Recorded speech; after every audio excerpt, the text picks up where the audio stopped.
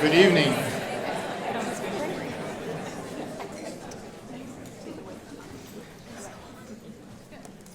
Good evening, and on behalf of the Trinity Forum and InterVarsity Press, I'd like to welcome you to this evening conversation with Dr. Curt Thompson.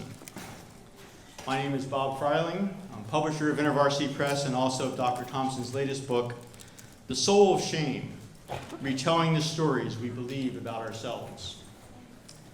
Now, as you may know, the publishing industry is a rather challenging one. What you may not know, it is rather paranoid. In fact, it's been said that the second book off the Gutenberg press after the Bible was a book titled, "Is This the End of Publishing?" Well, that has not been the case with InterVarsity Press. We are a very intentional publishing house with a calling to serve the university, the church, the marketplace, and the world with thoughtful Christian books. And Dr. Thompson's book, The Soul of Shame, is just such a book. It is tremendously helpful and hopeful. I know you'll enjoy hearing from him tonight as well as reading his book. Thank you, Curt, for this publishing partnership. And speaking of partnership, I also want to thank Cherie Harder and the Trinity Forum for their partnership in hosting the event this evening. Cherie, it's always good to be with you and your team, and being part of one of these forums. You serve the broader community of people who care seriously about faith, and you do so with both truth and an elegant grace. So thank you for doing that.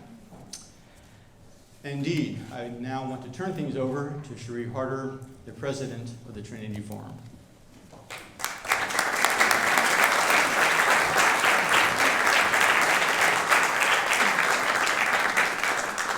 Thank you, Bob, for that very gracious introduction. And I just want to add my own welcome to all of you to tonight's evening conversation with Curt Thompson on his new book, The Soul of Shame. We're really excited to have so many people here tonight. We have a full crowd. But I also wanted to acknowledge just a few special guests. We have some of our trustees here, Bob Kramer and Ann Holliday, as well as the new president of the Trinity Forum Academy, Greg Enos.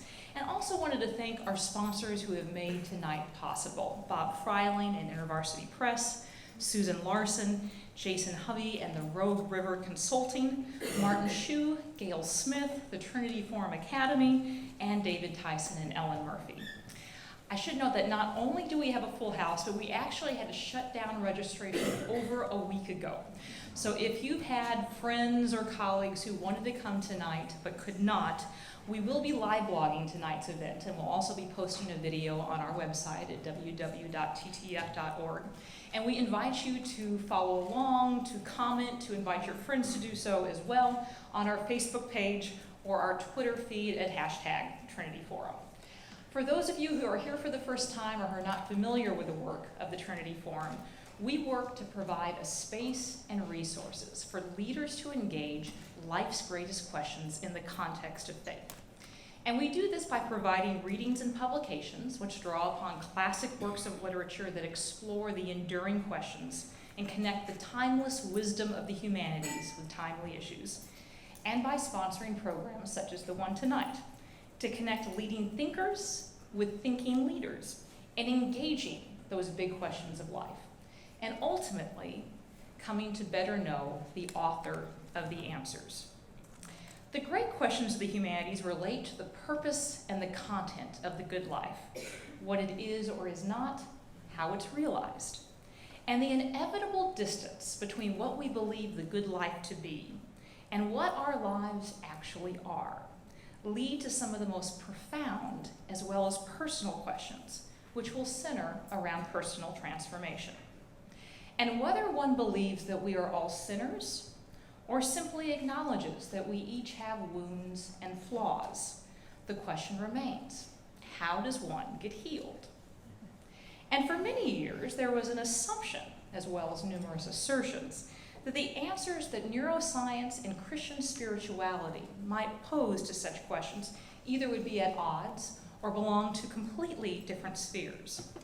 But as we'll hear tonight, there are surprising connections between neuroscience and spiritual practice, the neurobiological and the theological, and between the physical and the metaphysical.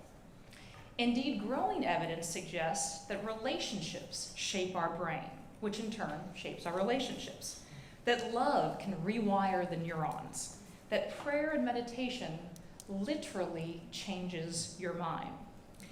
But if love, prayer, and relationship increases the integration and connectivity of our minds, the isolating power of shame carries powerful disintegrating importance.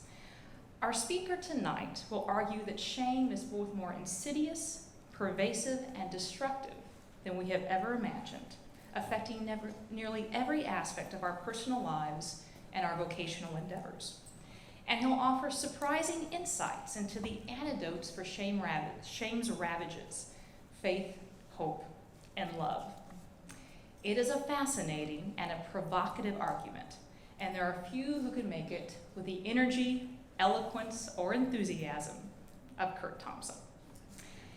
In addition to being a dead ringer, albeit a slightly shaggy one, for Rowan Okinson's Mr. Bean,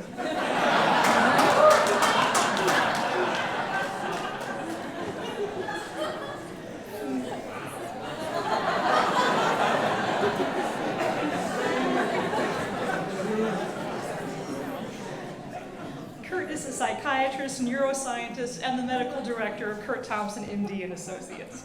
He's a graduate of Wright State University School of Medicine and completed his residency at Temple University. He has board certifications from the American Board of Psychiatry and Neurology, and has focused much of his clinical practice on the treatment of adults and families, and much of his research on the integration of psychiatry with associated Christian spiritual disciplines. He's the founder of Being Known, an institute which develops teaching programs, seminars, and resource materials to help people explore the connection between interpersonal neurobiology and Christian spirituality. And he is the author of the excellent book, Anatomy of the Soul, the subject of a previous Trinity Forum Evening Conversation. He and his wife Phyllis, who's also here with us tonight, are parents of 2 children and live in Arlington, so they are local. Curt, welcome.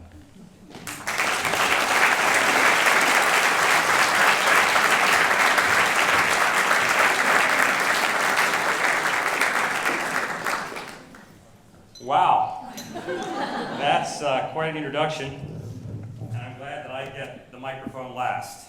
You won't be laughing soon enough.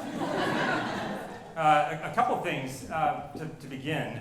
One, Cherie, you really know your stuff. I mean, not that that's shocking, but I mean, already we've heard some things from her that give us more than just a warm-up of what we're going to talk about tonight. So thank you for that. The second thing is, I didn't know until tonight that my publisher was paranoid. But most people who are paranoid don't actually admit that they're paranoid. And I have a 9 o'clock appointment on Monday morning. Thank you. Available for you. Wow. My tagline for the last many months has been that I don't deserve my life. And the fact that you all are here tonight is just more evidence of that. I want to, it's very humbling, and I'm overwhelmed with the fact that you're even here. You invited me here 4 years ago, and people came back. And so I'm actually really grateful to Cherie and the Trinity Forum, grateful for supporters of those who've sponsored it, Bob, University Press. I'll speak of Helen Lee, my editor, who's not here, but who no writer would complain about having her go into writing war if you have to do that. Also grateful, where is she? Where's Leslie? My literary agent. Now I'm getting used to saying my literary agent from Dallas, Texas. Leslie's here. So thank you for coming all that way to be here. So the book that you're here to hear about, The Soul of Shame, retelling the stories that we believe about ourselves, that book raises some questions for me. And let me just suggest that it doesn't begin with that book.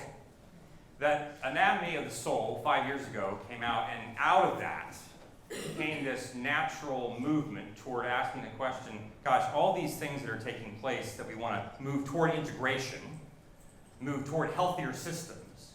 If integration is what healthier systems look like, sooner or later, when those systems are not functioning well, if that disintegrating process that takes place within the mind, within the communities, within businesses, within educational institutions, within everything, if disintegration is really what represents that, and if that is represented by, we would say, a full tub of dirty bathwater, we would say that shame is the drain where all the bathwater runs. And it became curious. I mean, why does it so many people, under so many circumstances, eventually went that direction? Why was it the shame keeps coming up time after time after time after time? And so this next book became almost the natural next consequence for exploring what is the problem if we really want to do this work of integration and we can't do that work very effectively. What's getting in the way of that? So as we started to think about this, I thought, okay, but why? Like, what's all the fuss about it? Anybody here, like, because we're all kind of familiar with shame, right? I mean, would it be fair to say, anybody here, raise your hand if in the last week you've had any experience in which you've been ashamed? Everybody in the room, should you raise your hand? Right. Okay, now here's another interesting thing about it. Who here would like to come up to the podium and describe what your experience was?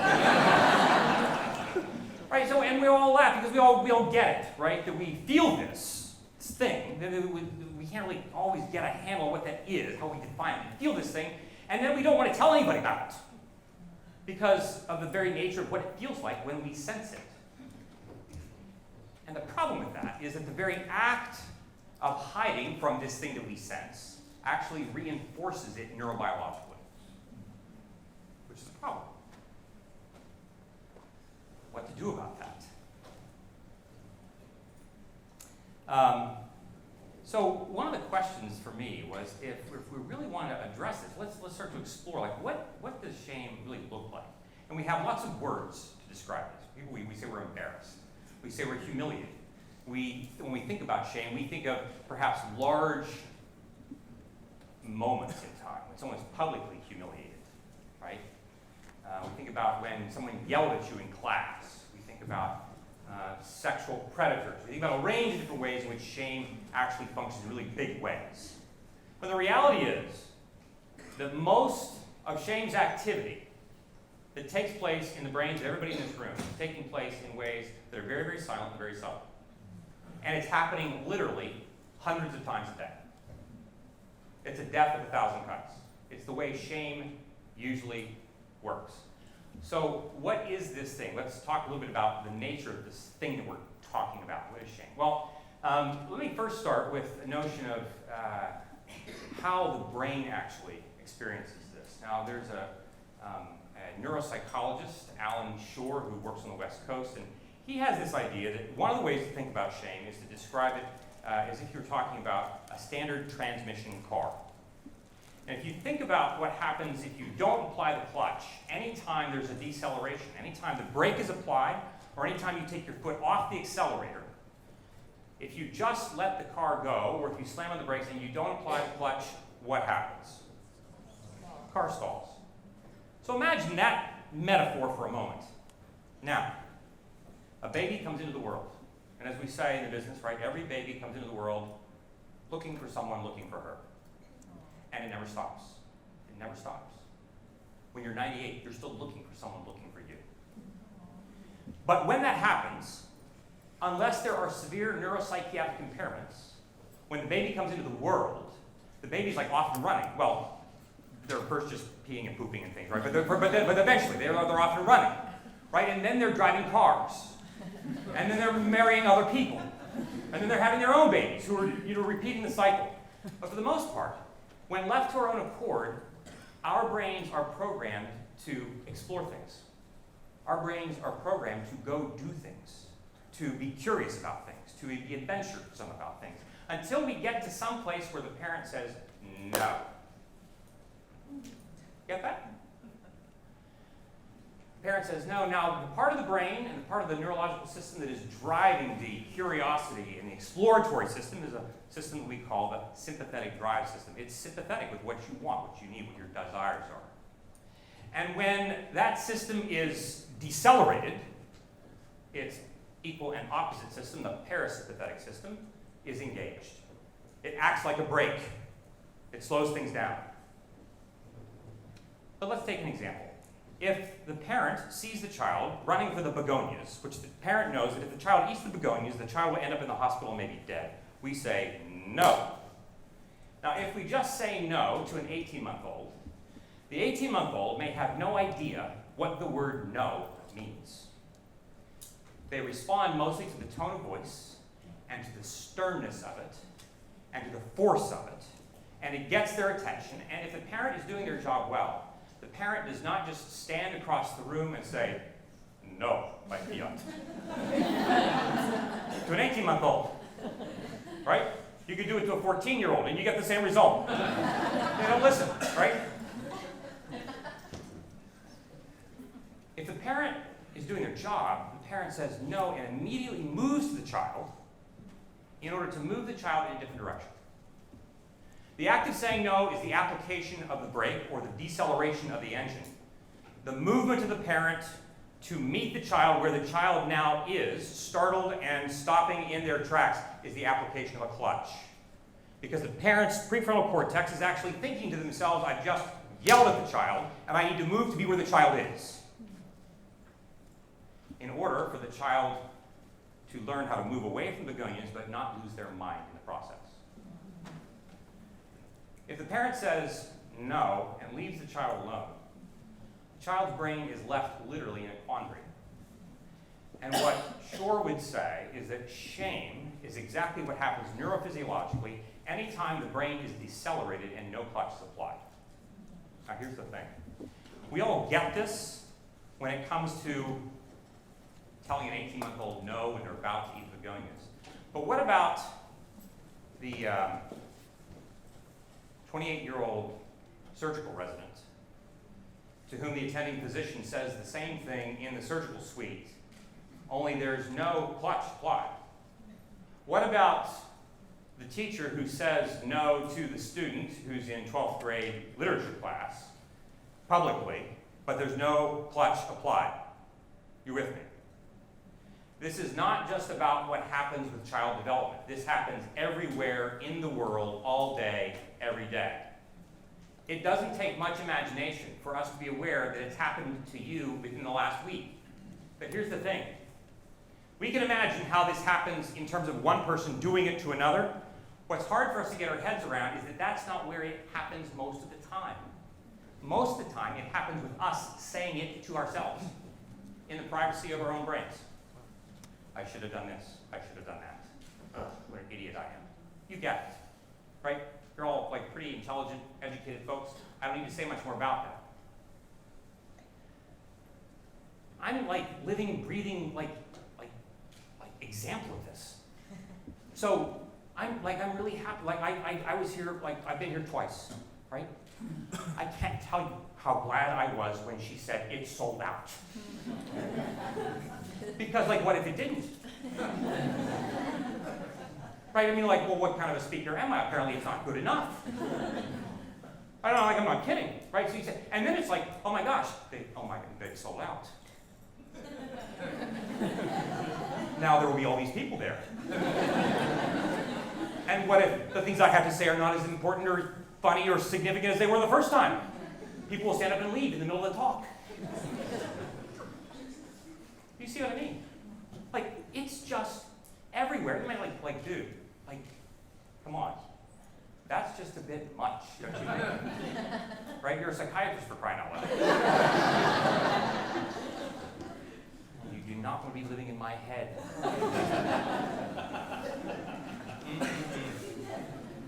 And this is the point. Of course, this is what shame would like for us to believe. That, like, it's just not that big a deal. Like, why are you complaining? It's not that big of a deal. And that's the whole issue, right? It's not that big of a deal, so we do nothing about it, and we just continue to do this to ourselves over and over and over and over again. And we become so well practiced at it that we have no idea that we're doing it. We have even less idea that we're doing it to everybody else. Now, most of the time, we're not saying it to everybody else, because I know that, like, people came in, you saw that woman wearing that other dress, like, oh, she's wearing, right? I know. See, whoever's laughing, like, I know, you're the one who thought that. It's true. But we don't say this. But this, of course, is what shame would like for us to do. It would like for us to keep all this nice and private. Now, there's some things that happen when the brain decelerates and there's no clutch applied. One thing that happens is that we would say that literally there are systems within the mind and its function.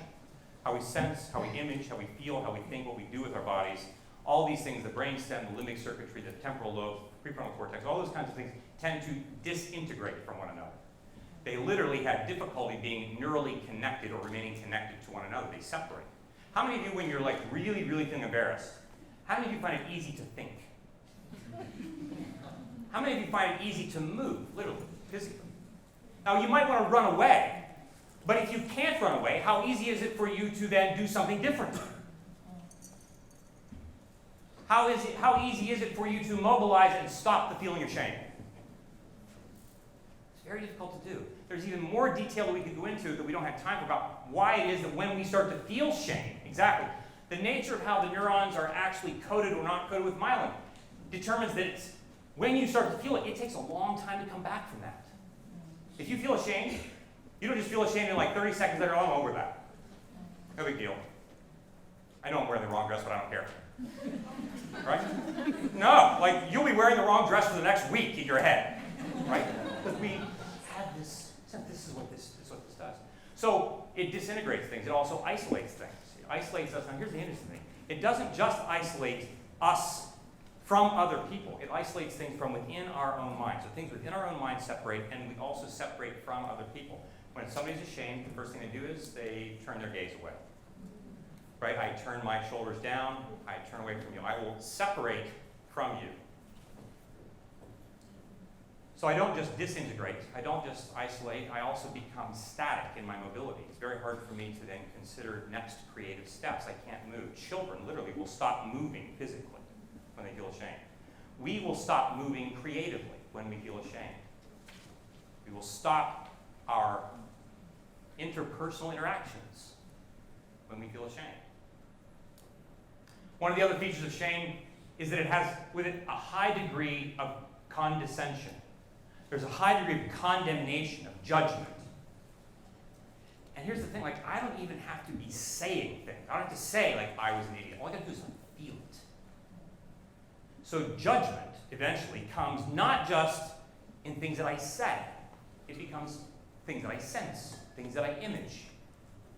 And here's the thing, right? The brain, things that we remember things far more sensitively and far more permanently and easily when we sense and image and feel them than when we think them. And shame takes advantage of that. Another feature about shame that's important to know is that it is first and foremost a neuroaffective phenomenon. Neuroaffective. It is first and foremost a feeling. It is first and foremost a physiologic, emotional response to an event that comes to me either from outside or inside my own mind. It's the glance from someone. It's the tone of voice. It's the image that I had of what it was like listening to my teacher yell at me in front of the other kids. It is what I feel. So it's important to know, because it can come to us in that way primarily, we first begin to experience shame when we are somewhere between the ages of 15 to 18 months of age. Long before we have language. We're already practicing what it is that we need to do to cope with this phenomenon.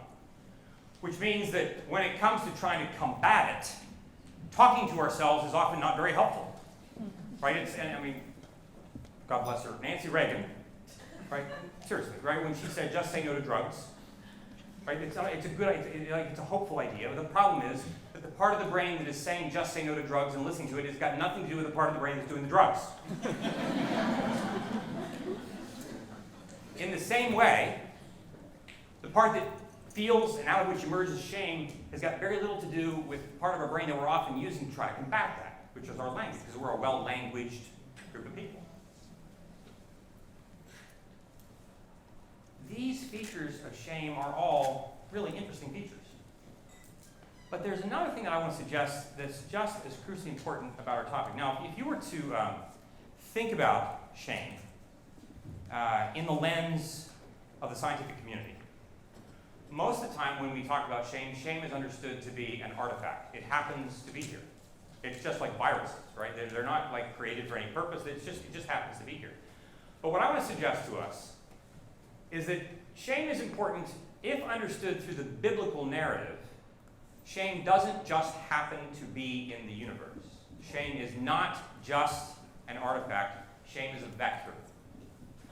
Shame has intention. You see, if you think about the world through the storytelling notion of the Bible, we'd have to say that we are all here for a purpose, if you're going to buy that idea. Now, not everybody in this room might. But the challenge is that if we don't live as if there is a God who has purpose for us, it's hard for us to live as if that's not true, because we all get up in the morning and live as if we've got purpose. And if we don't, eventually you come to see me. For real. So, like, I'm really more than happy for people that have no purpose. I'm not moving from Washington, so I'll never have to retire. It's great. Never going to cut my hair, just keep working.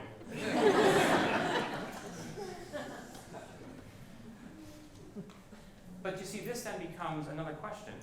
The question is not just like, what is shame? An equally important question is this. In what story do you believe you're living? One of the things that happens in neurodevelopment is that over time, eventually, we all start to tell stories. Right? We start with one word, then 2 words, then 3 words. And the stories that we tell eventually become ways that we make sense of the world in which we experience life. I'd say that, okay, so the story that I believe most of the time is the biblical narrative. But I have to say that, this afternoon, I wasn't living in it. Because my wife was getting ready to leave, and I'm nervous about getting here on time. We're actually quite fine. And she knew that. And I knew that she knew that, and that I should know that. But I'm not fine.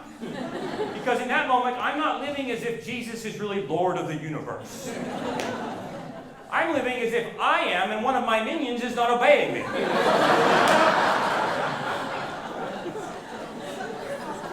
This is the man she has to live with.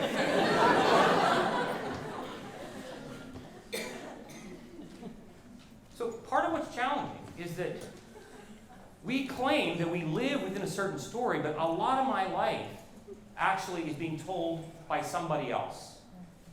A lot of the story in which I'm actually living is being told, we would say, by a different storyteller. And that's why I want to suggest that shame is not just something that happens to be in the universe, but that it is, when we start to pay attention to the biblical narrative, it is that primary thing that evil uses to destroy the universe. And I want to suggest, it is not just something that evil uses to make us feel bad. If you read Genesis chapter 3, you will see that the whole kit and caboodle of life on the earth is affected by what happens when shame starts to do its work in that relationship between the woman and the man and the woman and God. And one of the things I propose in the book is that shame shows up in this story long before any fruit gets eaten.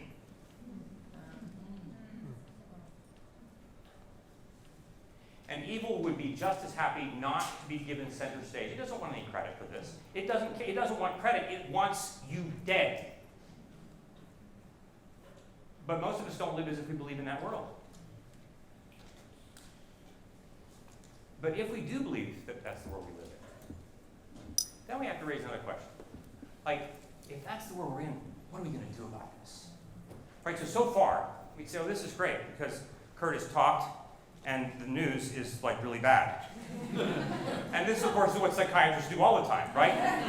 We want you to feel really bad so that we can, make you feel better, right?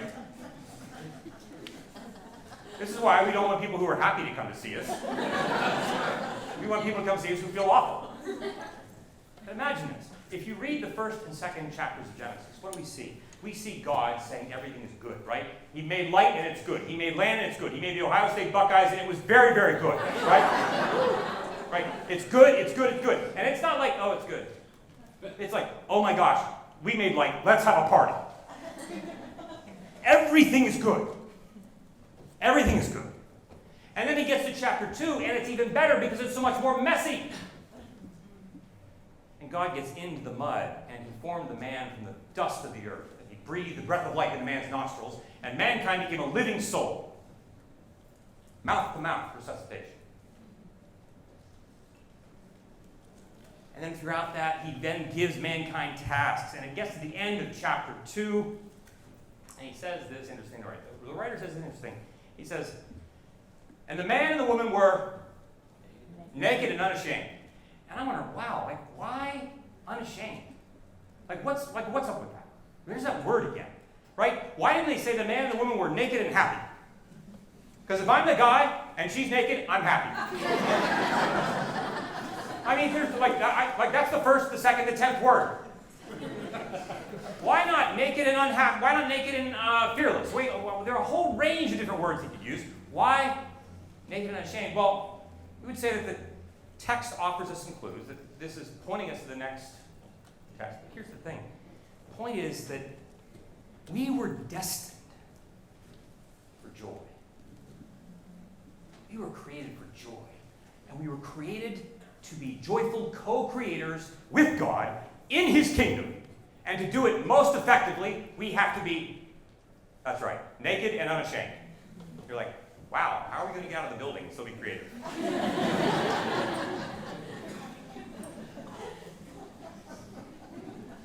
We don't mean without clothing, we mean this. To be naked means to be vulnerable. To be naked means to be totally truthful about everything that it is vulnerable about me. And one of the most important ways in which I'm vulnerable is the reality that I need you for me to be complete in my work that I do. The most creative acts that human beings engage in, having sex and having babies. I don't know there's a lot more that's more creative than that. And they're both very messy. And they both require people to be vulnerable. They are templates for everything else that we do. When I'm a CEO, I am vulnerable, but I do a lot of work to pretend that I'm not. When I'm a teacher, I'm in control of my classroom. Inside, I'm terrified that they will run screaming down the hall. When I'm the engineer that's building this new software program and I can't get this one part to work, but I'm supposed to be the person who's in charge, and I'm not supposed to be vulnerable. I'm not supposed to have shortcomings. Here's the deal, folks. Everything about what we were intended to do to create, we were intended to do it vulnerably and in assisting other people. Everything we do. But we live in a culture that wants to give us a very, very different message. You must be invulnerable, and you must do this on your own. So as you see, the news about shame is far worse than you can imagine. Because it is shame's mission to make sure that you remain content doing things invulnerably, right, without vulnerability, and by yourself. To the degree that we do anything opposite is anathema to evil. So where's the good news again with this? If we pay attention to this creation mandate, we catch a glimpse of what God was doing with Jesus. We catch a glimpse of what God invites us to consider when we turn to the 12th chapter of the letter to the Hebrews in the New Testament. 12th chapter, first 2 verses go something like this. Therefore, since we have such a great crowd of witnesses before us, let us get rid of, throw off all the sin that so easily entangles, or we might say in one translation, the sin that so easily distracts us, and run with perseverance the race set before us, fixing our eyes on Jesus, the author and finisher of our faith, who for the joy set before him endured the cross, scorning its shame, and now sits at the right hand of the Father.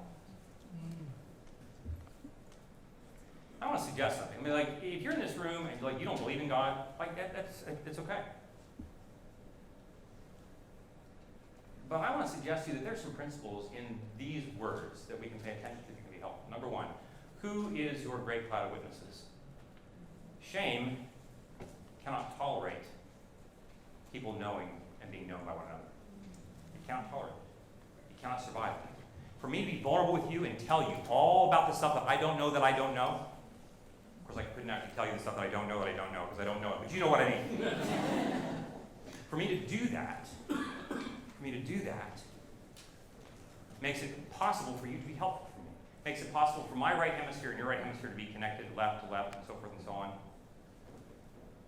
And as such, with greater states of integration, we create things that we could not have ever created by ourselves. Who is the great cloud of witnesses by whom you are known? If you were to give me the list of 3 people, who would they be? Those 3 people, who if I were to poll them, they could tell me collectively everything there is to know about you. Everything. They would know the last time you looked at pornography. They would know the last time you gossiped about your boss or your pastor. They would know the last time that you almost cheated on your spouse. There would be nothing that they don't know. You're like, it's only my psychiatrist who knows this thing. You know, and I'm getting tired of being the only guy. I need help. But this is the point. Jesus himself, like, he picks 12 dudes, and then he picks 3 more. Like the guy needs help, like Gethsemane, like, where are you boys? I need help.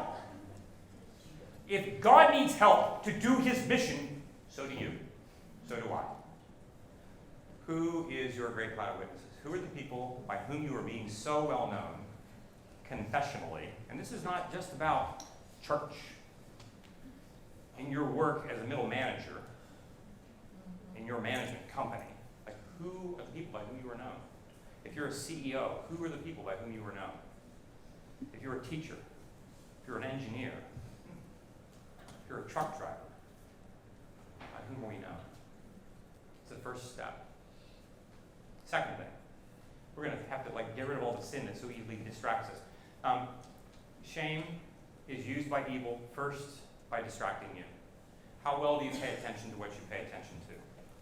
Right, attention is the ignition key of the mind. Nothing that we do without a shift in attention.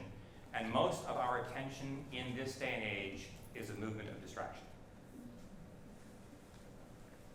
The Desert Mothers and Fathers knew this, which is why they did so much work with what we would now call mindfulness practices, what they would call a contemplative way of life. That kind of practice makes it easier for us to pay attention to what we're paying attention to.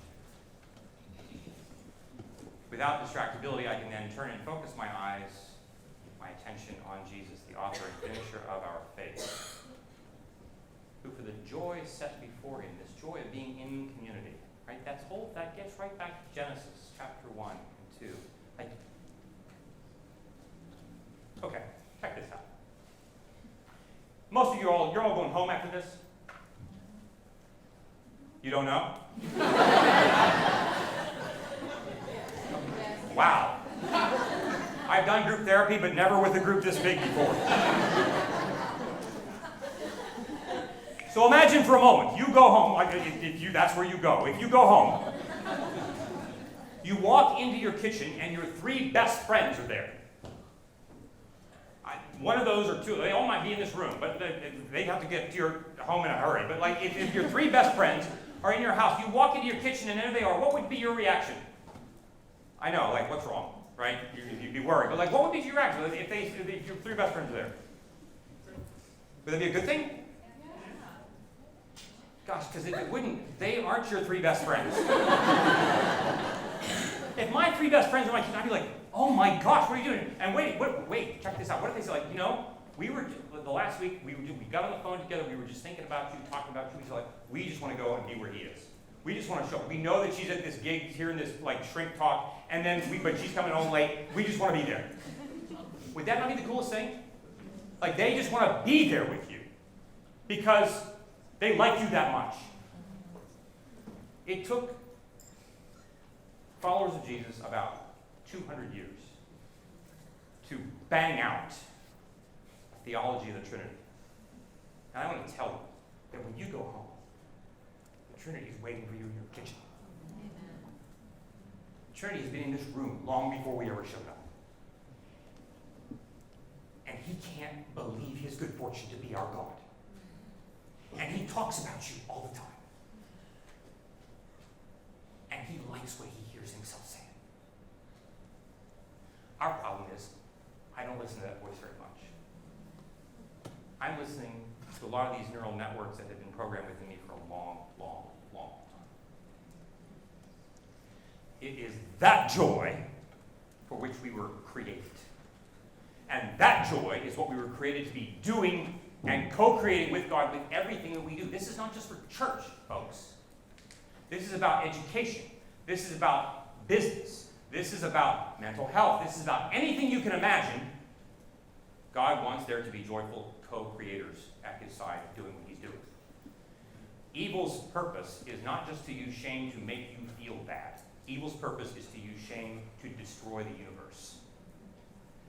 What we are doing, as we pay attention to what Jesus is doing, is that we are practicing for heaven.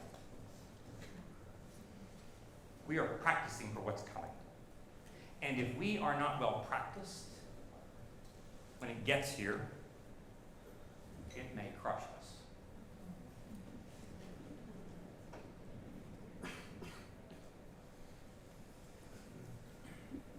As it turns out then, at the same time that the news about shame is worse than we can imagine, the news about shame is also far, far better than we ever dreamed. Because when it comes to living confessional lives together, when it comes, and I gotta remember, we're confessionalizing every vocational domain that we can imagine. We are co-creating with the God of the universe, with him helping us practice getting ready for when his son comes in his fullness. And so here's a question. When you consider how many vocational domains you have, imagine what the Trinity wants to do with you, in you, through you, in all those spaces.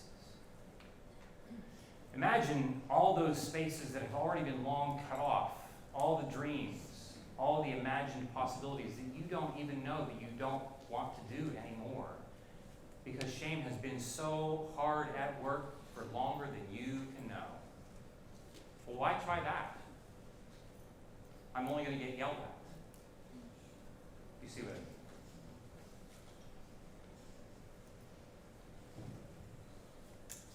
You can just imagine in Genesis chapter 1, and God said, let there be light, there was light. God said, and there was. God said, there was. God said, there was. And then he gets to Genesis 1:26. And God said, and he didn't say, and God said, let there be mankind. The text reads, and God said, let us make mankind in our image. God has a conversation. God has a reflection. And you can imagine the Trinity having a conversation. Well, what do you think about this? And I can just see Jesus saying, like, I don't think I like where this is going.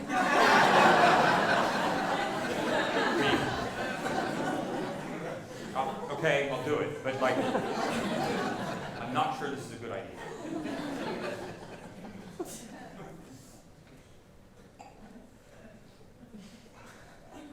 But the other two rallied. See, Jesus knows what it means to need other people. Our God knows what it means for us to be us. And he's not worried.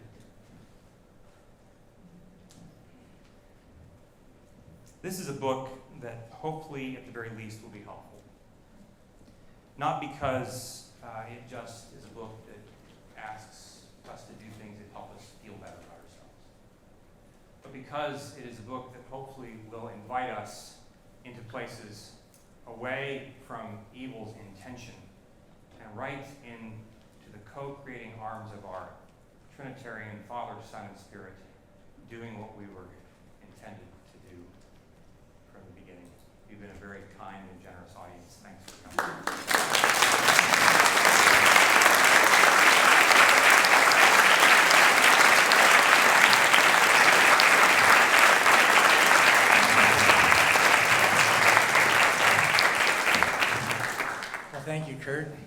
My name is Greg Enos. I'm the president of the Trinity Forum Academy, and you did not come to hear me.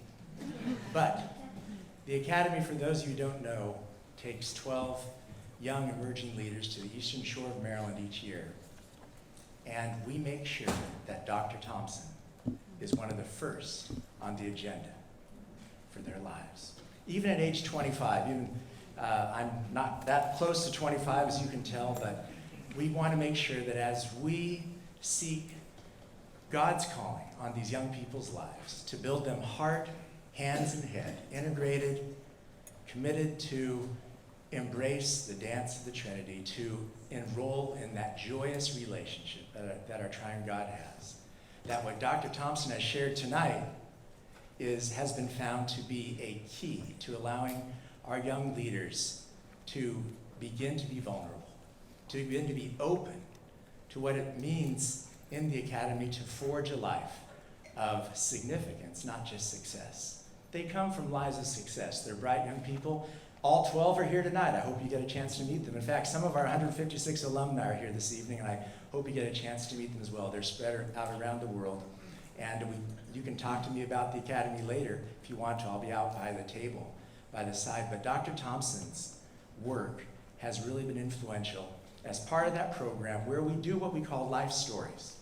And we do that before getting steeped into our rigorous theological engagement, getting steeped into our program of service with our hands and learning how to serve each other and others that come to the Eastern Shore of Maryland. But to become known and to know is so essential in that foundation. And so we trust that Curt will continue to engage with us, and it is a great joy now to offer him to you to respond to your questions that you might have. Thank you for allowing us, Sheree, to help sponsor. The Academy is helping sponsor this event because we believe in the gospel message that Curt has brought tonight, to see in a broken, balkanized world, young people raised up who are able to recognize these forces of evil and to be redeemed from them and to step into them in this dark world. So without further ado, Sheree said I get to ask the first question. And so I will go ahead and do that. Many of us have traveled around the world, and Curt, I was just interested if the American culture, American situation is unique relative to what you're talking about versus what might be more traditionally or provincially known as shame-based cultures. What you're talking about, how does it transcend culture? And if you can just note what might be unique to our American experience. Thanks. So this is a question that has been asked of me in frequent places. In the introduction of the book, I take a small paragraph and address this, mostly to say that I'm not going to address it in the book, which is a really little known author's trick of the trade that I learned. Answer questions by not letting them be asked. It's really a great thing. One of the things that I reflect on in terms of this question is that when you look at, and I'm not an expert on the differentiation between shame-based culture, shame honor cultures, and guilt cultures, and so forth. And I don't address that question in the book primarily because my approach to this is from a neurobiological perspective. So I'm not thinking about it, and not the cultural perspectives on this issue are unimportant. They're hugely important. But what I would suggest is that we each have different ways in which we experience shame for whatever reasons. And when you think about it from a neurobiological perspective, regardless of whether you grow up in New York or you grow up in Syria, there are going to be ways in which whatever those cultural memes are that create the notion of what shame means, that's how we're going to experience it. So regardless of how that gets translated in whatever culture we're talking about, people in America experience shame. People in Afghanistan experience shame. They may come through different avenues, but we would suggest that those things are experienced neurobiologically in similar ways. But as far as what actually happens to us as people in our brains and so forth, and what we do relationally, how we turn away from others, and the behaviors that we enact, they may look different in different cultures, but their fundamental way of responding, both intra cranially as well as interpersonally, I think are not all that different.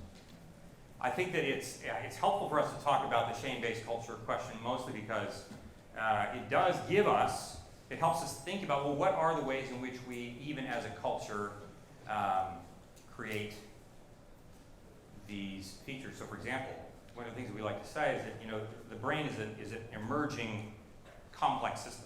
I don't mean it's complex, I mean like, so in complexity theory, we talk about the notion that if you take one neuron, it's pretty elegant, and it can do a couple things, but it can't do a lot. You put 100 billion of them together, and they can do far more than what you would be able to predict. Like, you don't have a computer that can predict the number of things that 100 billion neurons together could do, because they are an emerging system, right? The whole becomes larger than the sum of its parts. This is also true for individuals grouped into, you know, coming together in groups. So, shame in the US, when collected in a group of people, is far, far more difficult to get rid of than it is in just an individual. In the same way that it's far more difficult for shame to be having something done about it in other cultures as well, no matter how it gets expressed.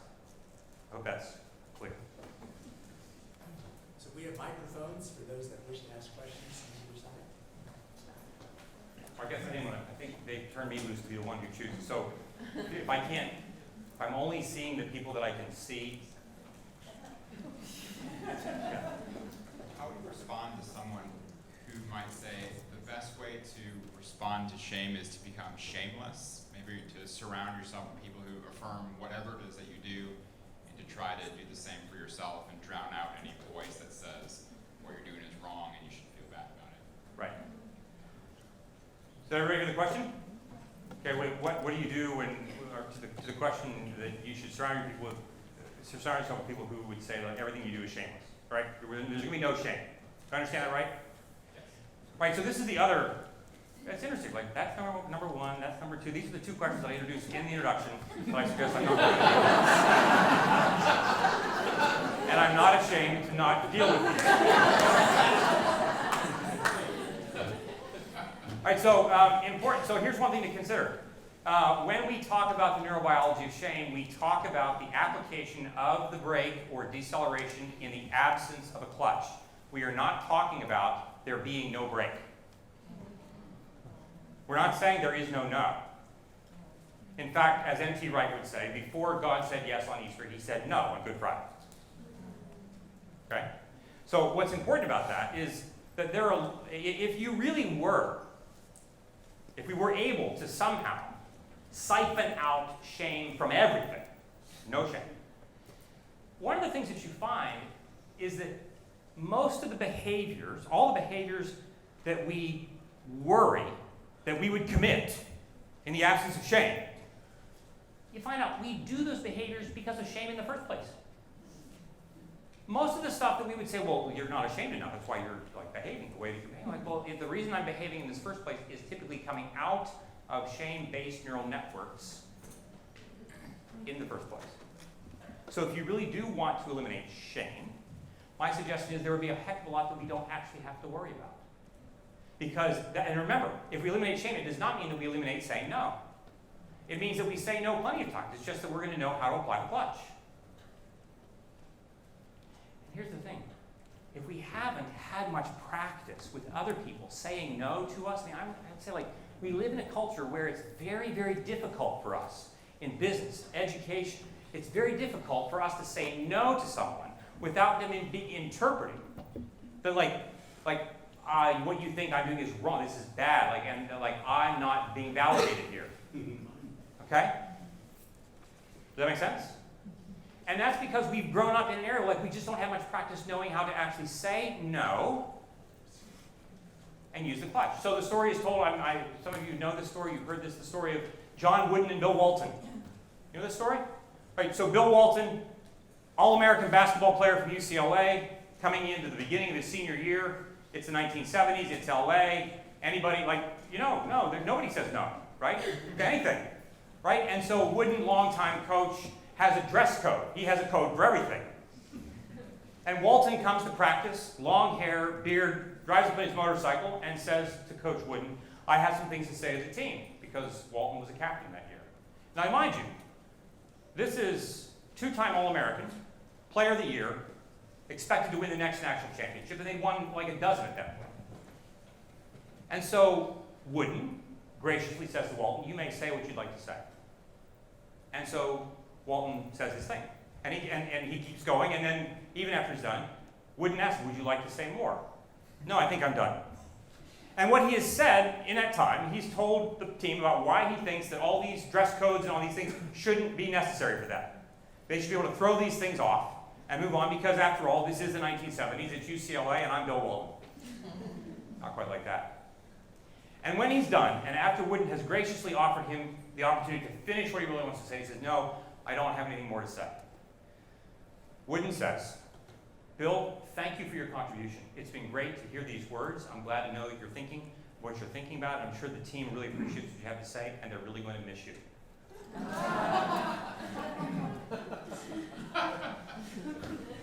Nobody says that in America these days. We don't know how to do this. But it's very hard for us to do this. Would that be fair to say? That is Wooden applying the brake to the clutch.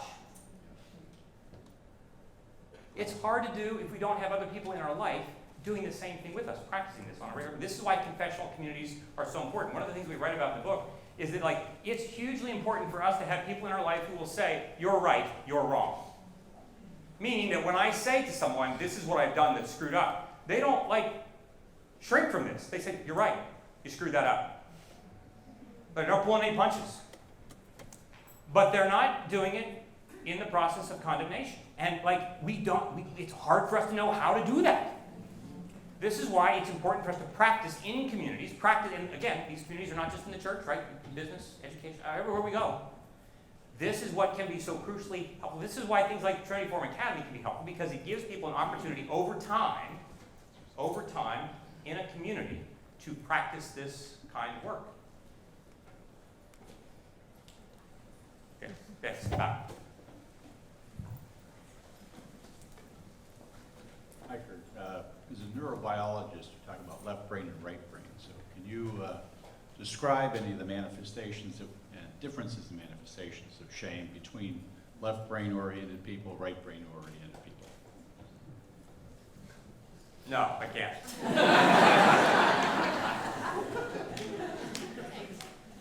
So here's one thing to bear in mind.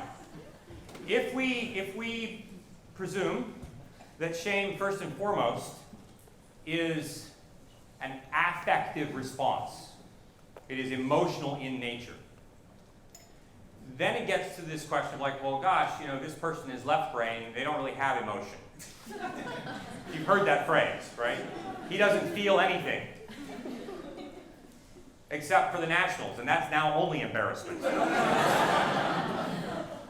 Right? I mean, but it's not true that if we do a lot of our life in our left brain, it's not true that we don't feel things. The question is, to what degree am I paying attention to the way my emotion manifests itself?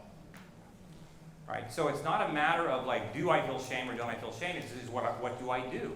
When I sense it, what begins to happen within my mind, what begins to happen between me and other people when I am in the process of doing this? And sometimes, if we're not paying that much attention to what we feel, we then just end up going through life, telling stories in a particular way, making sense out of it, kind of like this. So when I got married, when I was 24, my wife was 25, she was an accomplished snow skier. And the first thing that she wanted to do when we had the chance was to take me snow skiing, because she wanted me to learn. And she figured that since I could walk and chew gum, that I could do this. And the way you teach Curt how to ski is slap a couple of skis on his feet and just take him to the top of the hill and have him come down. Like, this is how we do this, because she had a lot of confidence in me. And I just kept falling and falling and falling. And this is just getting off the ski lift, right? So there we had 2 occasions where we went skiing, and after those 2 occasions, both because of injury and then also mostly, literally because of the sheer embarrassment of not being able to do this, I stopped going skiing. Okay?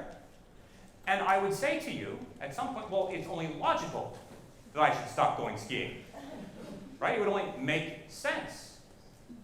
Because if you just do the math, you'd say Curt goes up 10 times, he falls 11, right?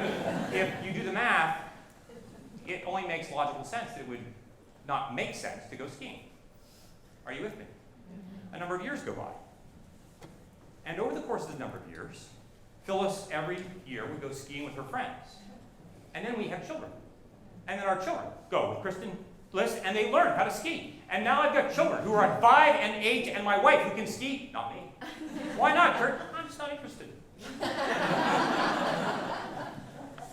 And you think like, oh, come on. No. You see, here's the thing.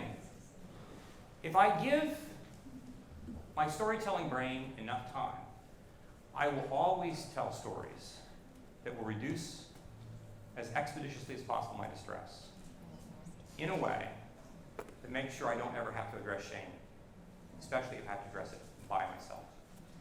And so our kids were 9 and 6 when my wife turned 40, and she wanted to go someplace really nice. She picked it out. It's going to be this really beautiful place up in Vermont, right? Von Trapp Family Lodge, right? I'm serious. That's where we're going. And I'm thinking like, great, my wife, my 9-year-old daughter, my 6-year-old son, all skiing, and I've got a book in front of a fireplace. No. Ski Liberty for $50. You get 2 lessons, skis, plus lift tickets.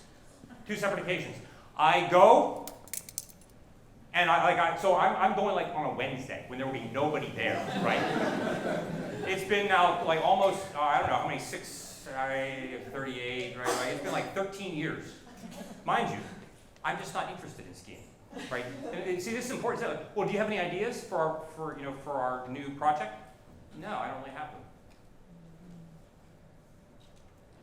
You see what I mean? Well, why don't you try drawing it this way? No, I'm not interested. Would you ever want to paint? No, not interested. Well, I really think you should you should try to think about starting this nonprofit. No, I think that's not my calling. Like, for the love of our God. Now again, wisdom is important. I'm not sure, but you see what I mean. So I go to get these ski lessons, and the teacher that I have, so there was group lessons, and I was the group. There was no other group, and the teacher was a guy who was literally he was in his mid-70s. I think he invented skiing. I mean, that's how old he was. But here's the thing: it's just me and him, and I told him everything. Because I'm like, look, there's no stone unturned with this guy. This guy, I need to know that this guy knows every possible problem that I'm going to give him. I can't afford to pretend that I'm good at this in any way, shape, or form. So here's the thing. On both occasions, I get the same instructor. And the most important part about it was that over time, I'm sure that I felt like I was talking to my dad, who's meeting me where I am. And you think gosh, Curt, it's just skiing.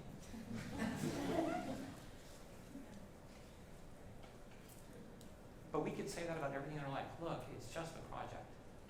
It's just painting. It's just one date. You with me? Dozens and dozens and dozens of times a day, this is what evil does. And it is more than happy for us to play along. And I will tell you now that if I had the money and the mountain, I would ski every day of my life. But that's because the guy who invented skiing was willing to patiently be with me along every turn where I was afraid to go where I hadn't gone before. Every single one of us is looking for places in our own minds where someone will come to find us and do the very same thing. Yes? So I'm listening to the description of how shaming, the process, even with a child, about to eat the begonia, stops you in your tracks and causes disintegration as opposed to integration. And in the case of the child, at that moment, it was actually helpful. So I'm wondering, as adults, when we want to vulnerably form community with each other, might there be times when we need to give each other the opportunity to stop in our tracks and pull everything apart for a moment, re-examine what's going on, but doing it in a way where we're not feeling belittled or dehumanized in that process. And so I'm wondering if there is some other word than shame that describes this, because when we talk about the word shame, it always has that negative connotation. So is there, in the same way that there might be a healthy and unhealthy version of anger, is there a healthy and unhealthy version of shame that if we are in community in the loving way could be positive rather than negative? And then where do we draw that line? And is it merely intent? Is that concept of love? And how would you sort that out? I'm trying to sort out the question. So I, if I'm hearing you right, you're asking the question, is there a healthy and unhealthy version of shame, right? Okay, and how do we know the difference? Okay, I apologize, well, I don't apologize, but you're dealing with a shrink here, okay? So we would ask, A, why do we need, like, what's behind our need to know the difference? Like, how will knowing the difference be helpful? It's a serious question. Because I want to know that I'm doing the right thing. Because if I'm not, shame is at the ready. Look, and I will answer your question more fully. Right, look. Evil does its best work in the middle of good work being done. Right? Evil does not come usually at 3 o'clock at our door and say, hey, let's go rob a bank. You look like a fine, upstanding U.S. citizen. Let's go, like, embezzle some money. Right? It doesn't do that. It waits till you're about to do something really well. And then you worry you won't do it well enough. And then you worry that you'll screw this up. Which means that maybe I won't do it. And we would say that an antidote to that is not finding the right answer, it is being known by enough people. Look, life is about messes. We're going to make mistakes, and God's not worried about that. The question is, when we make mistakes, are we with people, are people with us, such that when they happen, we can be creative with those messes as they occur? We would say, like, as far as shame is concerned, shame, one of the things that shame is a harbinger for abandonment. Like, it's a siren call that tells you hell is coming. And by hell, we mean, like, we know where you are, you're by yourself, we don't care, and we're not coming to find you. We don't want to have anything more to do with you. Hell is, it's not good for man to be alone, right? Hell is all about people being that alone. Evil loves this and uses shame to its advantage when that happens, which is why we get back to this question about who are the people, who is in our great cloud of witnesses, who will help us discern what we are doing when shame comes around. As we have this exercise that we do. Okay, so we say the first thing we want to do, we want, if you imagine shame to be an attendant, if we personify this, we imagine shame to be an attendant. You wake up this morning, the Trinity's there, but so is the attendant. And the attendant, you wake up, you open your eyes and say, stop over again, didn't you? Right? And then you go in the bathroom, and then you see the extra 5 pounds. And then you go down and you eat, and you add 3 more pounds. You know how this goes, right? And the attendant, well-dressed as it is right there to remind you. Like, it's like you've hired them, right? And you'd like to fire them, you'd like to kill them, if you could. I was raised as an evangelical Quaker, so we can't kill people. But I'd get a Presbyterian to do it. It would be fine.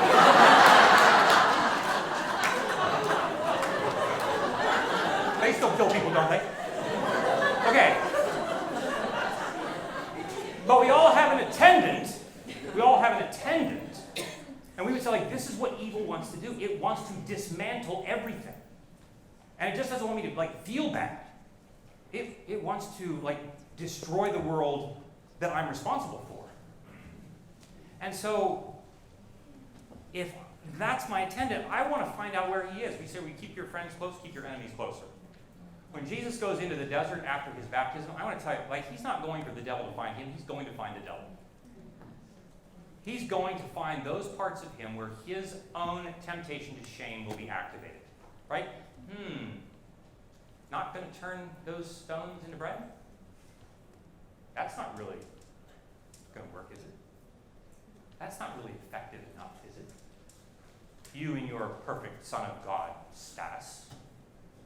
Right? There's this sense in which the devil wants to do with him what the devil does with all of us. and Jesus goes to find him, because Jesus wants to know exactly where he is whenever he shows up, so that when we show up and we find the devil, we're not surprised. So we have then people do a shame inventory. Like, I want you to know exactly how many times it shows up, how active it is, and so forth and so on, in order for us to then note it. You know, people say, we have a little shame inventory. You get a 3x5 card. You can go home and you do this tomorrow. Like, we've had people that do it. They come back like, no, I'm not doing it anymore. I was like, by 10 o'clock, I'd like build 2 cards. Right? Because all I want you to do is to literally make a mark on the card. I don't want to know what it's about. I don't want to know why. We don't need to know all that. The very act of interrupting what you sense, image, feel, think, or do that is shame, the very act of interrupting interrupts the neural network pathway. If you interrupt the neural network pathway and then turn your attention to the Trinity, who's like hanging out with you, if we're only paying attention, it creates a different set of neural networks, a different set of patterns. It becomes all about joyfully co-creating with our God in those vocational domains that we are called to co-create in, as a parent, as a friend, as a teacher, as a spouse, so forth. When shame comes calling, we'd say, well, the question is not is it good or is it bad, it's what do we do in response to it? And at any time, we want our first response to be, who is going to be in that great cloud of witnesses to whom I can turn my attention such that shame will now not have its place, but my attention will be drawn to where it needs to go. Does that make sense? Yeah. Last question, I'm told. That's okay. Like, now, there's no shame. But please, cry as much as you want. Right, so like, it was the last question. It has like to be the best question. Everybody, wait. Everybody turn and look at our friend.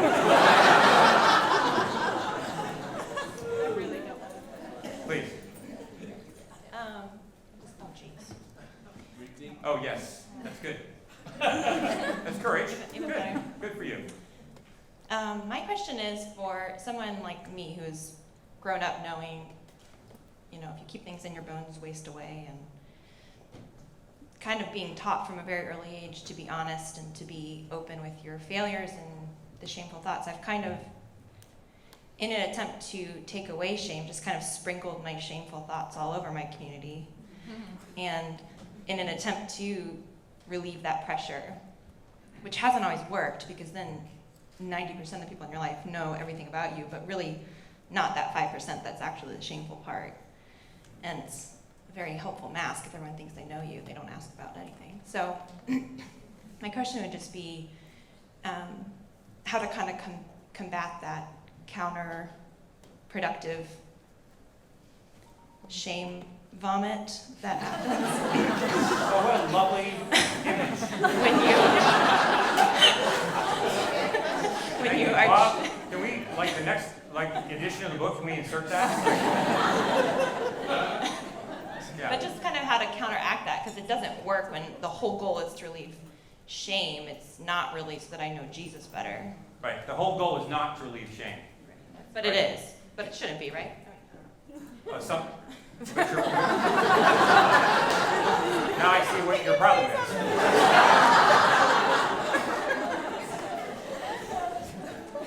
Here's the thing. We're just going to end with 2 things with this. We live in a world that most of how we navigate our world is through abstraction. So even tonight, when we talk about shame, even though I say it is an embodied neuroaffective phenomenon, we're talking about it as an abstract idea. Does that make sense? Mm-hmm. And so then when we're going to go about telling people about the things I'm ashamed of, we tell them, and then we think, well, I want to help this work on my shame. But now, even in the act of saying that, my shame becomes this abstract thing that I'm not actually working on. And so I still feel stuff that I feel. With me? This is why healing communities are so important. I've got, besides my wife, and I've got, I would say, other female friends that I have, I probably have about 8, maybe 8, 10 men in my life, whom, if it weren't for them, I would be a dead man. And so when I have the sense that God loves me, I don't just have the sense that God loves me. I have the sense that Neil Smith, sitting right here, loves me. And I know that because I see it in his eyes, and I hear it in his voice, and I feel it in his touch on my shoulder. And that happens only when I am spending time with Neil Smith. In which then I have to actually practice paying attention to what does it feel like when that shame attendant comes calling. Not just what does it feel like for God to love me in some abstract way, but what is going to be that which enables me to, in an embodied, measurable way, practice doing that which is creative. What does it mean for me to live in the next 5 seconds into you are my daughter whom I love and in whom I will please? What does it mean to actually live into that? That takes the kind of hard work that you can only do in embodied communities. Does that make sense? There's probably more details to that. So this then is the last thing I just want to say. So to that end, one of the things that's happened in the last 5 years after the movement from Anatomy of the Soul into this book is that we've begun a new nonprofit endeavor called the Center for Being Known. And one of our missions in this center is for us to really both educate people, provide training modules, provide curriculum opportunities for retreats, that really give people opportunities to do the kinds of things and train people to do the kinds of things that we're talking about in order for communities to flourish, not just for us to feel better about ourselves. It's not about feeling better. It's about following Jesus. And that's really, really hard work. If you're interested in learning more about that new little nonprofit, you can write to info@beingknown.com. I believe it's info@beingknown.com. Write to us. We'll be happy to put you on a mailing list and take your money. Thank you. You've been a lovely audience. Good evening.